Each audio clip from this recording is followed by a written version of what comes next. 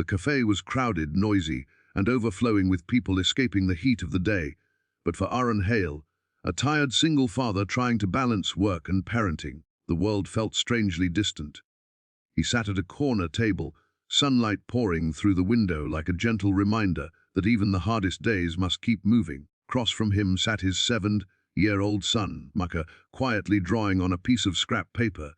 Because Aron couldn't afford the fancy coloring books he wished he could give him, had been heavy, too heavy at times, but today was about giving his boy a few hours of normalcy. Aron never imagined that a single question from a stranger would unravel everything he thought he understood about kindness, courage, and healing.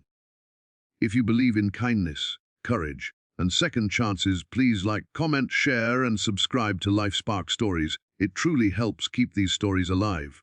Just a few steps away, a girl of around 10 slowly approached their table.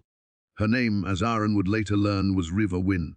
She moved with a soft determination, her hands gripping the metal crutches that kept her balanced.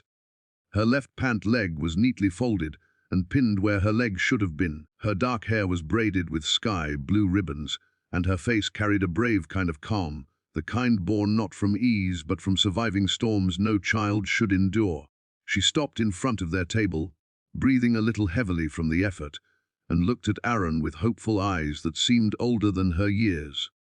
When she spoke, voice was a whisper wrapped in courage.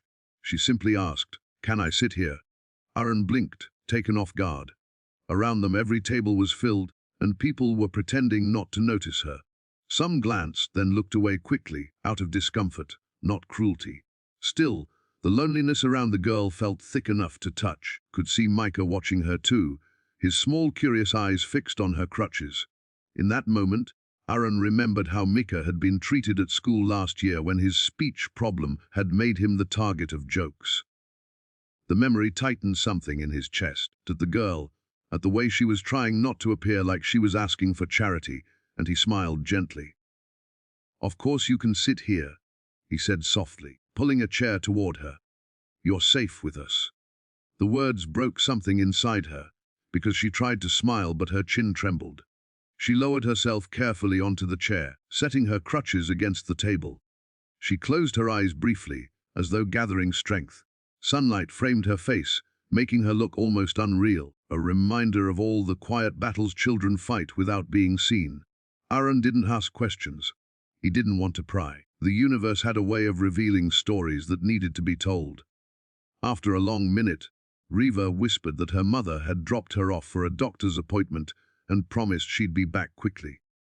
But it had been over 2 hours. Riva didn't want to call anyone because she didn't want trouble at home. She said it in a way that told Aron this wasn't the first time she'd been left waiting. Aron felt a rush of helpless anger, not at her mother, but at how easily life forgot the most fragile hearts. Micah quietly slid his drawing across the table toward Riva. It's a picture of a tree with a bright sun. "You can have it," he mumbled shyly. Riva looked at it as though he'd handed her treasure. Her eyes widened, then softened, and suddenly she wasn't just a brave girl, she was a child finally being seen. Moments like that, Aron believed, were the true definition of kindness. As the minutes passed, began to talk. She spoke about her leg, about the accident that took it, about how she missed running, and how she missed her old school, where kids didn't stare as much. Aron listened with the full weight of his heart. He wished he could protect her from her pain, the way he tried to protect Micah from his.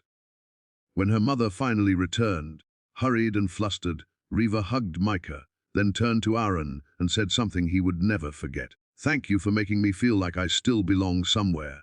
Her voice trembled as tears filled her eyes, not from sadness, but from relief.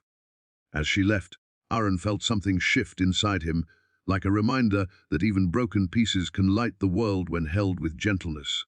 He looked at Micah, watching Riva disappear into the bright afternoon sun, and he realized his son had just learned something more powerful than any lesson Aron could have taught alone. Sometimes the smallest moments carry the biggest healing. If this story touched your heart, please like, comment, share and subscribe. Support helps keep these emotional stories coming. Special request comment: I believe in kindness. If this story meant something to you,